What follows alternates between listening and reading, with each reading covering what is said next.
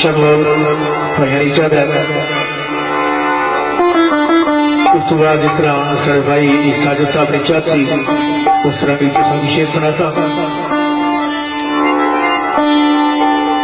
चंद साढ़े परदेसी भरा जनाब चौधरी नासिर साहब सऊदी अरब में क्या वजीर है और चौधरी आसिफ साहब चौधरी वकार साहब चौधरी अब्दुल शकूर और आफिज सरफराज साहब चौधरी वकास साहब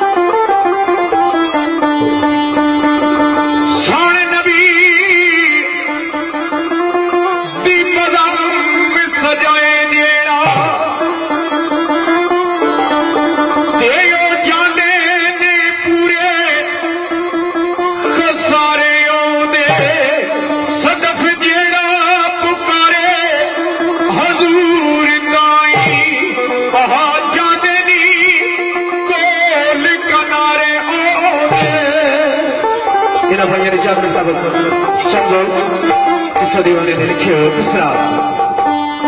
वो तेरी बकरियां नू पावांगी मैं चारा